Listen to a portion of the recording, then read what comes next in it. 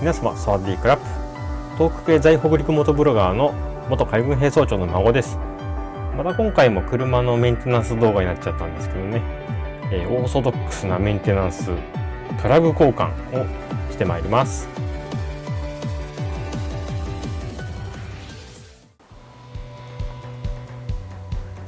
まずは蓋みたいになっているエアクリーナーボックスを外していきます。この外す前にノックするのは、エチケットですね。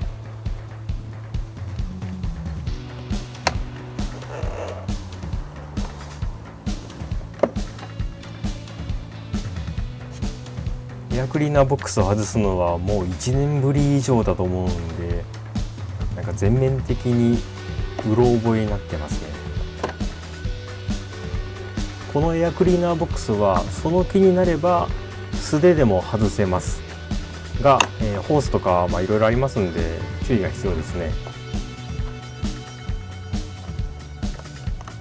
空気の吸入口のバンド、フィルターを通って出ていく電子スロットルのところのバンド、あとヘッドですね、エンジンからのブローバイガス還元ホース、そしてタワーみたいなのが4本立ってまして、そこにブスッと刺さってますんで、それを引っこ抜ければエアクリーナーボックスは外せます。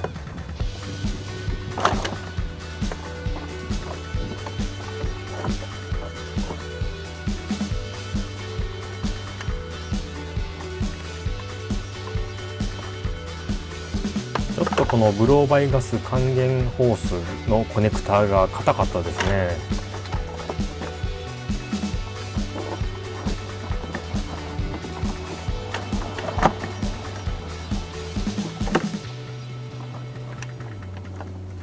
こういった並列気筒のエンジン、並列4気筒とか3気筒といったエンジンですね。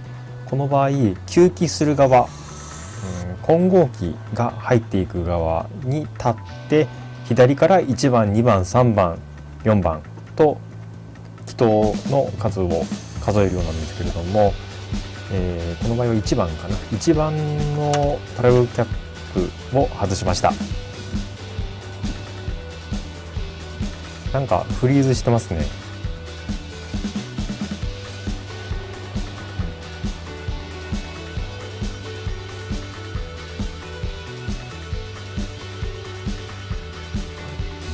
二度見してます。何があったんでしょうかね。1番のプラグホールの中には黒蜜のようなものが溜まっていました。プラグが水没、油没、してます。2番の方はどうでしょう。乾燥してますね。3番もどうでしょう。はい、綺麗です。4番も綺麗です。はい、じゃあここでやばいな。多分ヘッドカバーのガスケットかな。簡単に図解します。下の空洞が燃焼室です。でその上にスパークプラグがついてますね。で、オレンジのみかんみたいなつぶつぶはこれはオイルと思ってください。でスパークプラグの上に赤い枠のなんか変なものがかぶさってますけど、これが先ほどスポンと抜いたスパークプラグのキャップです。で、緑色の丸があると思うんですけど、これがヘッドカバーガスケットですね。これがあるおかげで、この接合部分のところにオイルが入ってこないようになっています。で、オイルの侵入を防いでいる状態のプラグホールの状態がこれですね。バチンバチンと、燃焼のたんびに、火花が飛んで、燃焼室で燃焼が行われるわけです。4サイクルエンジンの吸気圧縮燃焼排気化の燃焼工程の瞬間、この紫色のスパークが飛んでる感じですね。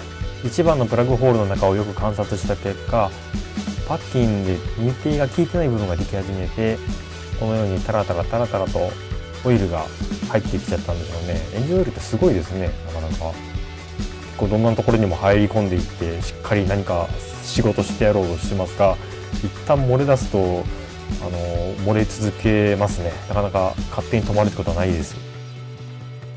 これ20年ぐらい前に乗ってたザンザスっていうバイクでも同じようなことが起きたことがあります。ただその時はプラグのところにオイルが完全に入り込んじゃって漏電してましたね。なのでエンジンがガボガボガボガボ言ってうまく走らないっていうのがありまして、今回はプラグキャップの密閉性が良かったのかこの状態で動き続けてたみたいですね。エンジンのかかりが悪いとか、走行中にガボガボするっていうのは全然なかったです。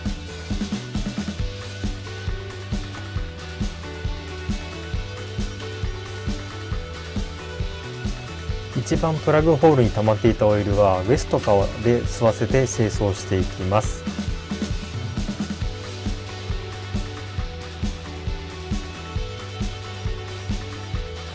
これが終わりましたら次はヘッドカバーを再取り付けする際にもう何が何だかわからなくならないように記録のための写真を撮ってみますね。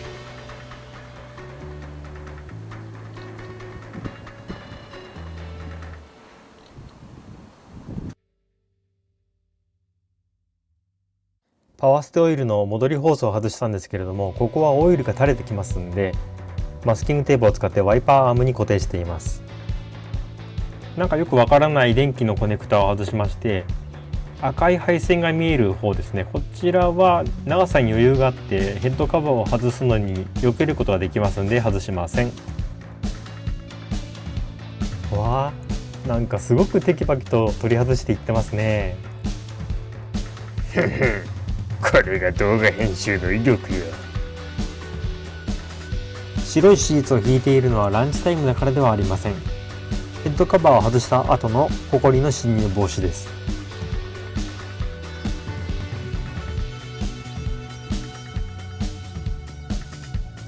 ヘッドカバー取れましたけども、作戦を立てないといけないですね。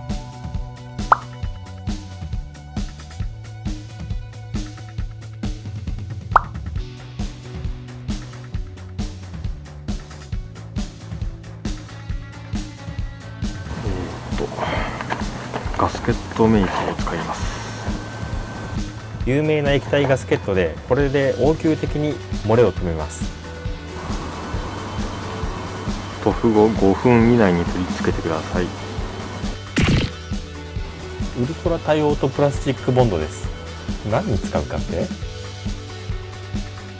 トラブルおかわりです。画像の右上の方にある金属ステーをですね挟んだままボルト締めちゃったようでして、ヘッドカバーの角が割れました。右上の角だけ密閉性がちょっと悪くなるんですけれども、とりあえずボンド塗って取り付けます。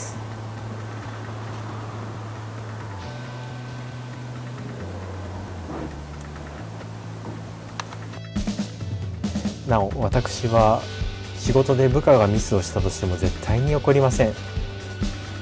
なぜなら私自身がミスが多いからですね。たはは。